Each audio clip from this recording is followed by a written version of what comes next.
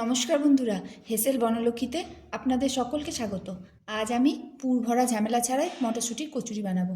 তাহলে বন্ধুরা স্কিপ না করে আপনারা সম্পূর্ণ ভিডিওটি দেখতে থাকুন। তাহলে রেসিপিটি শুরু করা যাক।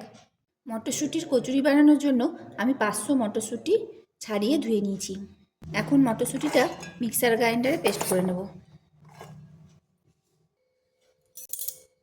এখন আমি নিলাম 2 কাপ ময়দা, দিয়ে দিচ্ছি পরিমাণ মতো লবণ, দিচ্ছি কালো জিরে, দিচ্ছি অল্প হিং,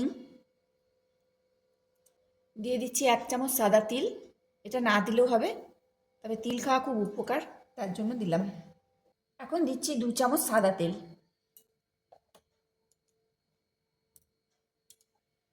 এখন ভালো করে এটা ময়াম দিয়ে নেব।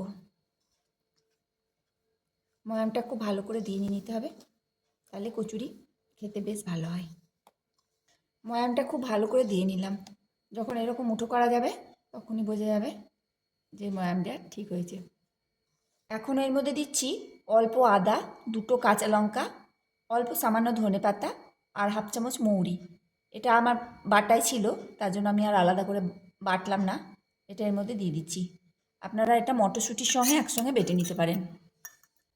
আদা, এতে 2টো কাঁচা লঙ্কা আছে, 1/2 চামচ মৌরি, মৌরিটা দিলে বেশ সেন্ট হবে, আর সামান্য একটু ধনেপাতা আছে। এটা দিয়ে এখন খুব ভালোভাবে মিশিয়ে নেব। মশলাটা খুব ভালো করে মাখিয়ে নিলাম। এখন মটরশুঁটি বাটাটা দিয়ে ময়দাটা মেখে নেব। এখানে আমি কোনো রকম জলের ইউজ করব না, শুধু মটরশুঁটি বাটা দিয়েই এটা মাখতে হবে। অল্প অল্প করে মটরশুঁটি বাটা দিয়ে ময়দাটা খুব ভালো করে মেখে নিতে হবে। মটরশুঁটি বাটাটা দিয়ে ময়দাটা খুব ভালোভাবে মেখে নিলাম। যেহেতু আমি পুর ভরবো না, তার জন্য ময়দাটা খুব নরম করিনি, না শক্ত না নরম, ঠিক এইভাবে ময়দাটা মেখে নিয়েছি। এখন এটা ঢাকা দিয়ে 10 মিনিটের জন্য রেস্টে রাখবো। 10 মিনিট রেস্টে রাখা হয়ে গেছে। এখন ময়দাটা আরেকবার মেখে নেব। এখন লেচিগুলো কেটে নিচ্ছি।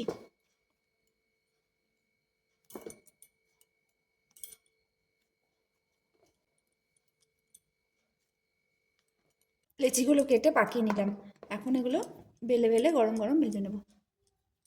কচুরি ভাজার তেল গরম হয়ে গেছে, এখন একটা একটা করে ছেড়ে ভেজে তুলছি। এইভাবে মটরশুঁটির কচুরি বানিয়ে খেয়ে দেখুন, বানাতে কোনো ঝামেলা হবে না, কারণ পুর করতে হচ্ছে না, পুর ভরার ঝামেলাটা থাকছেই না, অথচ খেতেও খুব ভালো লাগে। রেসিপিটা যদি আপনাদের ভালো লাগে তাহলে প্লিজ লাইক, শেয়ার, কমেন্ট করুন।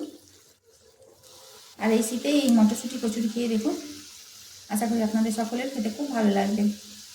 আর এই গরম গরম কচুরি ভেজে আমি পরিবেশন করব আলুর দমের সাথে, গ্রিন আলুর দম।